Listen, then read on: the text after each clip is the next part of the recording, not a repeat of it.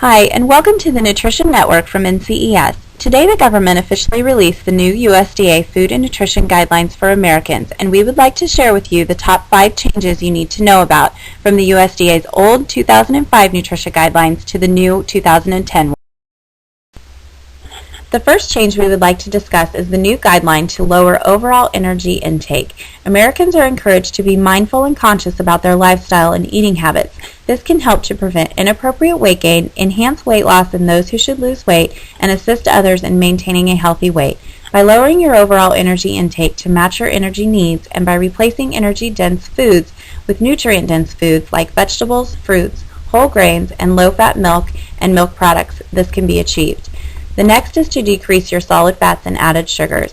On average, Americans of all ages eat too much added sugars and solid fats and consume too few vegetables, fruits, high fiber, whole grains, low-fat milk, and milk products. Solid fats and added sugars, or SOFAs, contribute approximately 35% of the calories in an American diet. This is true for children, adolescents, adults, and older adults, and for both males and females. By reducing your intake of SOFAs and replacing them with more healthful foods, you can reduce your overall energy intake, which can result in weight loss and an increase in vital nutrients. The third recommendation is to reduce your daily sodium intake to less than 2,300 milligrams and further reduce your intake to 1,500 milligrams if you are 51 years and older, and if you are African American, have hypertension, diabetes, or chronic kidney disease. The 1,500 milligram recommendation applies to roughly half of the U.S. population and includes children, but the majority of them being adults. The 2 following recommendations were not discussed in length during today's press conference, but we feel that they are still very important recommendations to point out. The current daily recommendation for fat intake is 30% of your total calories should come from fat, 10% from monounsaturated fats, 10% from polyunsaturated fats, and 10% from saturated fats.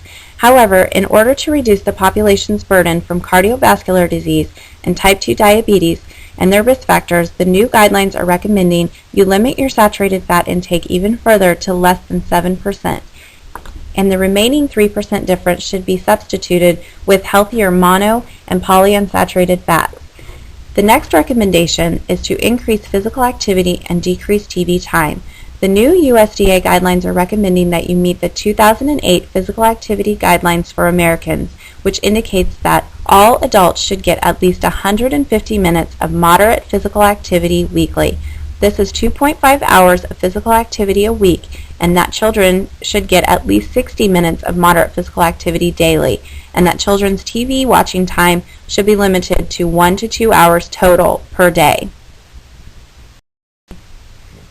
Thank you for joining us for today's Nutrition Network. For a complete list of changes from the old USDA guidelines to the new, please visit the USDA website. And for all your other nutritional needs, please visit NCES at www.ncescatalog.com. And be sure to follow us on Facebook and Twitter for special promotions and for more information on hot topics in nutrition.